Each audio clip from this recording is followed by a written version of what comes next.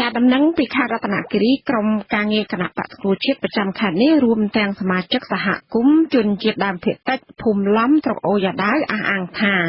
ដំរួតវៀតណាមបានគម្រាមបាញ់សម្លាប់បណ្ដោយក្រុមការងារទៅពិនិត្យមើលកន្លែងជីកស្រះ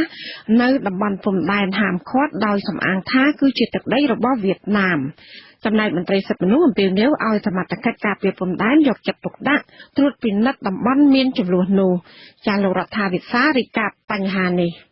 ជំលុះពាក្យសម្ដីរយៈពេលខ្លីកើតឡើងបន្ទាប់ពីតម្រួតព្រំដែនវៀតណាមបានគម្រាមបាញ់សម្លាប់និងបណ្ដេញក្រុមការងារគណៈបក្សសង្គ្រោះជាតិមួយក្រុមមានគ្នា7នាក់និងសមាជិកសហគមន៍ភូមិឡុំ3នាក់ឲ្យចាក់ចេញពីតំបន់ជីកស្រះរបស់វៀតណាមនៅលើខ្សែបន្ទាត់ព្រំដែនត្រួតគ្នានៃភាគីទាំងពីរមិនមានប៉ះទង្គិចដោយអំពើហិង្សាក្នុងជំនួសពាក្យសម្ដីនោះទេបន្ទាប់ពីក្រុមការងារគណៈបកនិងសហគមន៍បានសម្រេចចាក់ចេញពីកន្លែងកាត់ហេតុមកវិញកាលពីព្រឹកថ្ងៃទី3ខែមិថុនាប្រធានគណៈកម្មការប្រតិបត្តិគណៈបកសង្គ្រោះជាតិនិងជាសមាជិកក្រុមប្រឹក្សាខេត្តរតនគិរីលោកអ៊ីមអឿនកាត់សម្គាល់ថាតម្រួតព្រំដែនវៀតណាម4នាក់បានបណ្ដេញក្រុមការងារលោកចេញភ្លាមៗខណៈក្រុមនេះកំពុងពិនិត្យមើលស្ថានភាពជីកស្រះរបស់ភាគីវៀតណាមនៅលើតំបន់សបន្ទាប់ព្រំដែនហាមឃាត់លោកថាក្រុមការងារគណៈបកនិងសហគមន៍មកពិនិត្យមើលបញ្ហានេះដើម្បីឲ្យឃើញជាក់ច្បាស់ថាតើភាគីវៀតណាមពិតជារំលោភចូលតំបន់ហាមឃាត់ឬយ៉ាងណាវាប្រើភាសាគំរូឲ្យយើងវាប្រើថាឌីយើងថតយកនឹងវាថា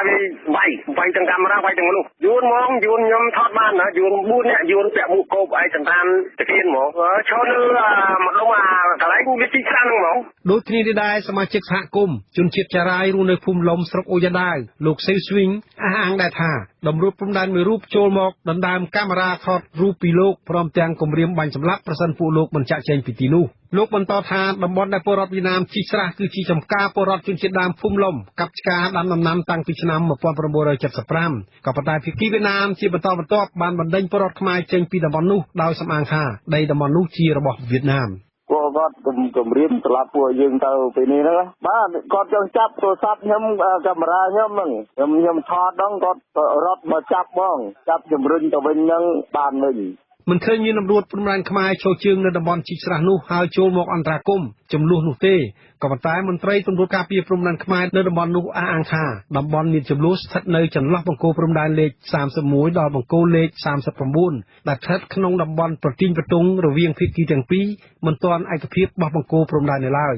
តែទិនករណីនេះស្នងការរងប៉ូលីសខេត្តរតនគិរីទទួលបន្ទុកកិច្ចការព្រំដែនលោកហេងរតនាមានប្រសាសន៍ថាតម្រួតព្រំដែនខ្មែរបានដាក់បទបញ្ជាដើរល្បាតនៅតំបន់មានចំនួនក៏ប៉ុន្តែមិនបានឃើញក្រុមការងារគណៈបក្សសង្គ្រោះជាតិនិងសហគមន៍មានចំនួនជាមួយតម្រួតវៀតណាមនោះទេលោកថាអាជ្ញាធរថ្នាក់ជាតិកំពុងដោះស្រាយបញ្ហាជីកស្រះនេះហើយហើយទីតទៀតទេអត់មានទីតទៀតបានទេចាប់តែប៉ុណ្្នឹងហើយប៉ុន្តែចាប់ហើយកន្លែងនេះក៏មិនថាគេយកដែរចង់និយាយថាតចាំរងចាំគណៈកម្មការជាតិបោះគោទៅកន្លែងណាមកអានោះមិនទៅរួចទោះជាយ៉ាងនេះក្តីមន្ត្រីឃ្លាំមើលសិទ្ធិមនុស្សសមាគមអាត់ហុកខេត្តរតនគិរីលោកឆៃធីចាត់ទុកថាជាការចន្លោះប្រហោងរបស់សមាជិកការពារព្រំដែនដែលមិនបានឃ្លាំមើលដល់នៅតំបន់កើតហេតុផ្ទុយពីភាគីវៀតណាមដែលបានឈរជើងនៅតំបន់នោះតាមយើងពិនិត្យមើលឃើញស្រះចំនួន4ជីកតាំងពីឆ្នាំមុនដែលមានដើមផលិតប្រើប្រាស់ទឹកស្រោចស្រពទៅលើដំណាំម្រេចអីជាដើមហ្នឹងហើយស្រះ3ខាងទៀតដែលកើតនឹងជីកថ្មី